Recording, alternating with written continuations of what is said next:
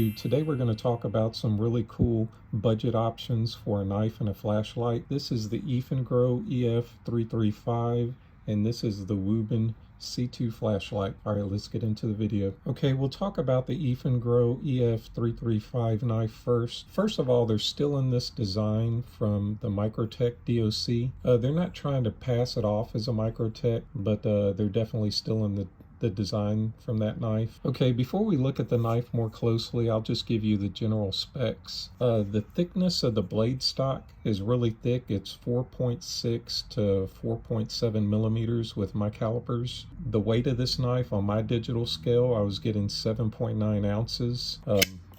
The blade length was not quite 4 inches. I was getting like 3.9 inches.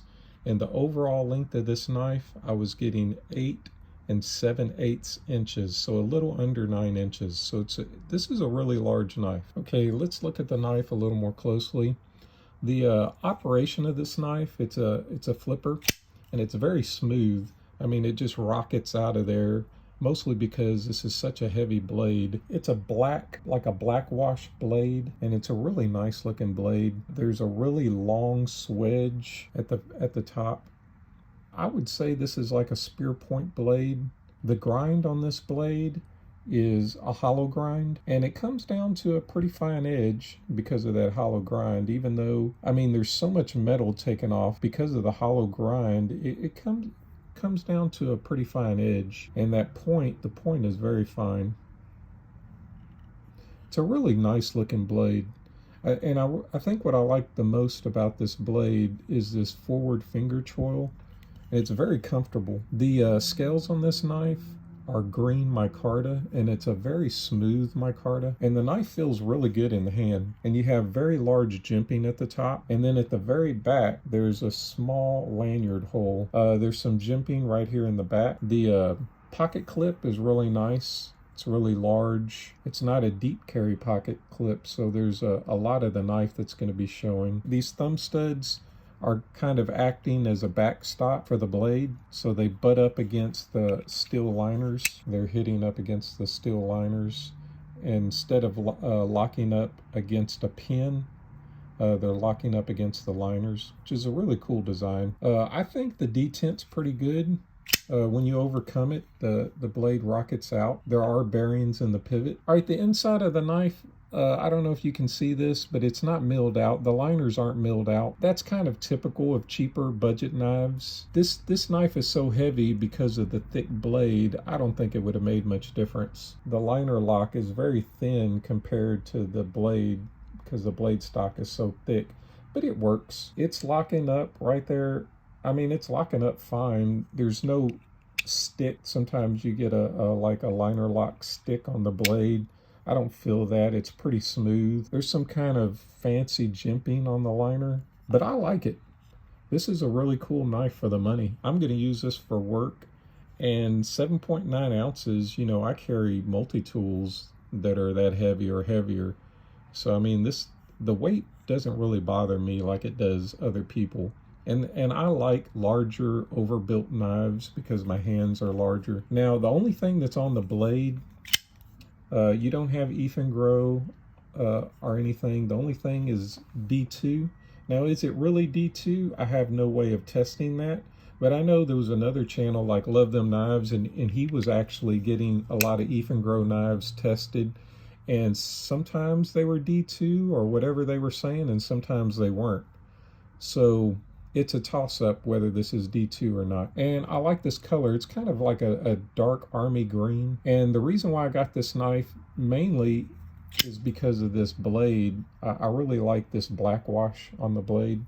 This is a really cool looking knife. Now, I'll tell you, the quality control of this knife is hit and miss. The first knife that I got off of Amazon, when I closed it, the centering was really off. This one is pretty much dead on.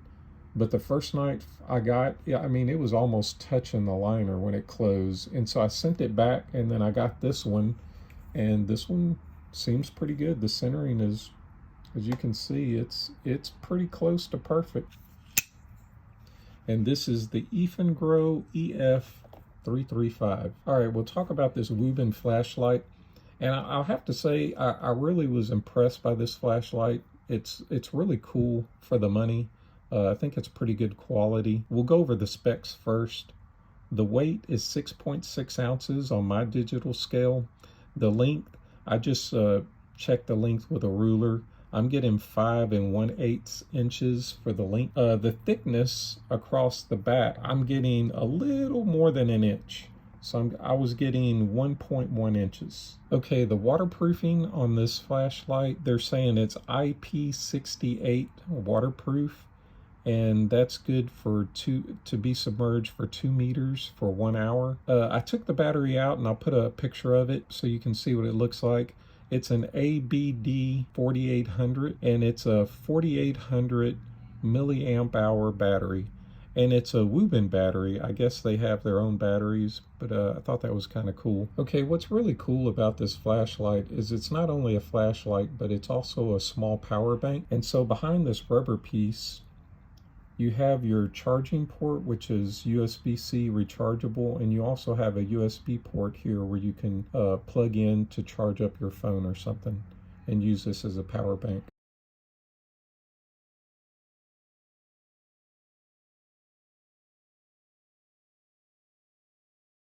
Okay, this flashlight has a pretty simple user interface. You do a quick click to turn it on, and the lowest light level is 5 lumens, and that's right here. And then you push and hold to go to the next brightness. So you push and hold, push and hold, and push and hold. And this last brightness is, I mean, it's pretty bright. I can actually feel the heat of that light on my hand right now.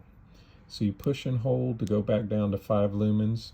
Now, if you want to go straight to turbo, you can double click and it'll go straight to turbo.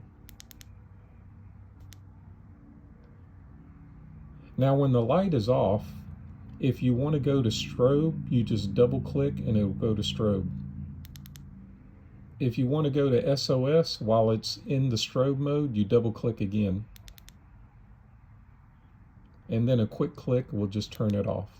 This flashlight also has a lockout feature. If I remember correctly, I think it's 5 clicks to put it into the lockout. But that's pretty much all the modes that it has. I like that I can go straight to turbo with just a double click. It also has a memory, so it's going to go back to the last brightness level that you had when you turned the flashlight off. Okay, we'll look at the outside of the flashlight a little more closely.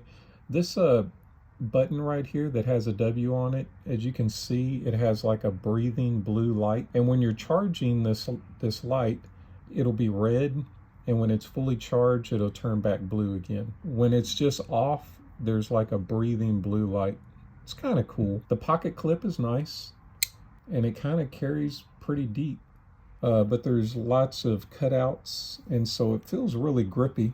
At the front of the flashlight, there's some like jimping around the crown.